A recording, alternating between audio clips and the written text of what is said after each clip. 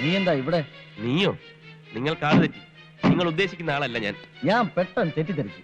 ഇതുപോലൊരുത്ത മാട്ടപ്പെട്ടി മാർക്കറ്റിലുണ്ട്. കുറച്ചാളായിട്ട് അവനെ കാണാനുമില്ല. അത് ഞാനല്ല. പിന്നെന്താ ഒരു ചമ്മൽ മുഖത്ത്? അതെന്റെ ഒരു ശീലമാ. പരിചയമില്ലാത്തവരെ പെട്ടെന്ന് കണ്ട ഒരു ചമ്മല് വരും. അതൊരു നല്ല ശീലമല്ല. എന്താ പേര്? സച്ചിൻ ടെണ്ടുൽക്കർ. ഓഹോ, തന്നെ പോലൊരു തെണ്ടി പണ്ടെന്റെ കടയിലേക്ക് വരുന്ന ഡസൻ കണക്കിന് ലോറികളിൽ ലോഡ് ഇറക്കാൻ വരാറുണ്ടായിരുന്നു. അവന്റെ പേര് കണ്ണപ്പൻ, ഒരു കൂലി. ആ ചായയാണ് നിനക്ക്. അങ്ങനെ ഒരേ ചായയിൽ ഒത്തിരി പേര് കാണും. അതിലൊരുത്തൻ കൂലിയായിരിക്കും, മറ്റൊരുത്തൻ പണക്കാരനായിരിക്കും. അപ്പൊ പിന്നെ കാണാം. പരിചയപ്പെട്ടതിൽ വളരെ സന്തോഷം. ഓക്കെ. എടാ, നീ ഏത് കോലം കെട്ടിയാലും ആ കൂലി ചായ നിന്റെ മോന്തയ്ക്ക് മാറത്തില്ലടേ. കാടി വെള്ളത്തിൽ വീണ കാക്കയെ പോലെ വേഷം കെട്ടിയാ നിന്നെ ഞാൻ തിരിച്ചറിയില്ലെന്ന് വിചാരിച്ചോ? നീ വെറും ഒരു കൂലിയാണെന്ന് ഞാൻ വിളിച്ചു പറഞ്ഞാൽ നീ ഇന്നാറും ഞാൻ ഇന്നാറും.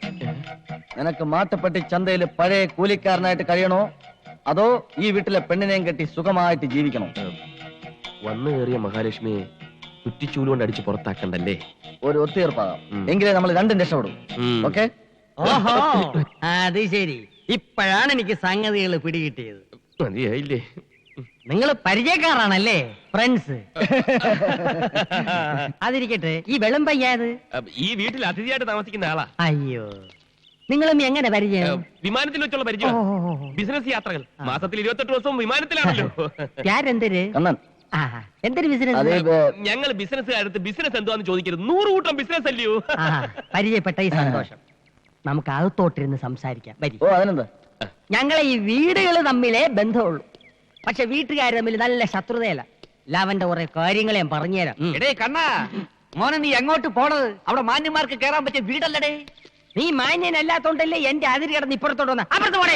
ഇതെന്താ ഇന്ത്യയും പാകിസ്ഥാനും പോലെ അതിർത്തി വരെയൊക്കെ? ലവനെ വിളിച്ചിറക്കി കൊണ്ടുപോകാൻ തന്നെ വന്നത്, അല്ലാതെ നിന്റെ പെമ്പറിനോരെ കൂടെ പൊറുക്കാനല്ലടേ. അനാവശ്യം പറഞ്ഞ നിന്റെ പറങ്ങാണ്ടി മോന്ത അടിച്ച് പൊളിച്ചളെ. അറിയാം നിനക്ക്? ഓ, നീ മൊത്തമായി ശരി. അച്ചി ആരാ എന്നെ പറ്റി പറഞ്ഞു? എന്നെ ചോദിക്കൂലേ? നല്ല വർത്താനം വായിന്ന് കേൾക്കണ്ടെങ്കിൽ വീടിച്ചോണ്ട് പോയി തള്ള. അണ്ടി കമ്പനി അണ്ടി പൊളിക്കാൻ വന്ന നിനക്ക് അത്തരം വർത്താനം വരുവടി. എടി മുറ്റ അടിക്കാൻ വന്ന നീ അടിച്ചേരി മഴപ്പെട്ടി മാക്കാനെ കൊണ്ടല്ലടി പോയത്. വിളിച്ചോണ്ട് പോടേ നിന്റെ പമ്പക്കാരെ. നീ ആണാണെങ്കിൽ നിന്റെ പെമ്പറിനോരെ ആദ്യം കൊണ്ടുപോകേ. ഞാനായതുകൊണ്ടാണ് ഇതുപോലൊരു പൈങ്കിളി കൊച്ചടിക്കൊണ്ടായത്. അയൽവക്കത്ത് നല്ല ആണുങ്ങളുണ്ടെങ്കിൽ പൈങ്കിലുണ്ടാവും. അങ്ങനെ ഉണ്ടായതാണ് നിന്റെ മോള്.